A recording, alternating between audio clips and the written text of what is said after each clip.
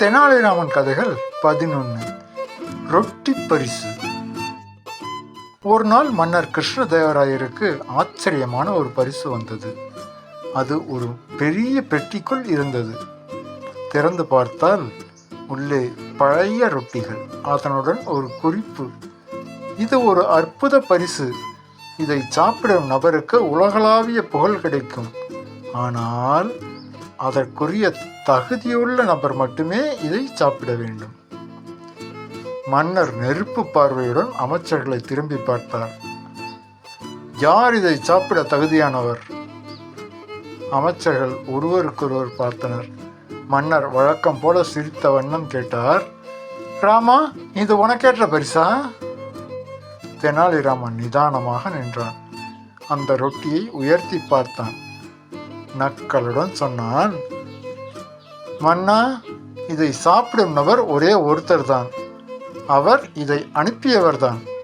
ஏனெனில் யாரும் இதை சாப்பிட மாட்டார்கள் என்பதை நன்றாக தெரிந்தவரே இப்படி செய்வார். அமைச்சர்கள் சிரிக்கத் தொடங்கினார்கள். தெனாலிராமன் தொடர்ந்தான், இதோ பாருங்கள், இதன் வாசனையே இது பழைய ரொட்டி என்பதை நினைவூட்டுகிறது. இதை அனுப்பியவர் நம் அரசரிடம் ஒரு விஷயம் புரிய வைக்க விரும்புகிறார்.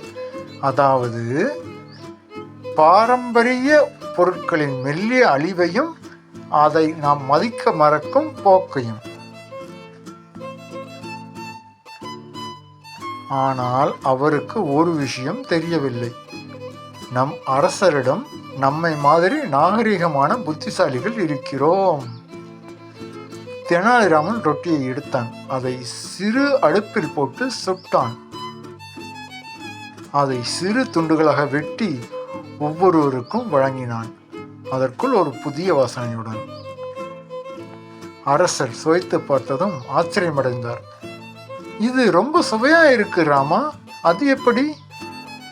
மன்னா, பழைய விஷயங்களை தூக்கி போட்டு விடக்கூடாது. அது சரியாக பயன்படுத்தப்பட்டால் புதிய சிறப்பாக மாறும்.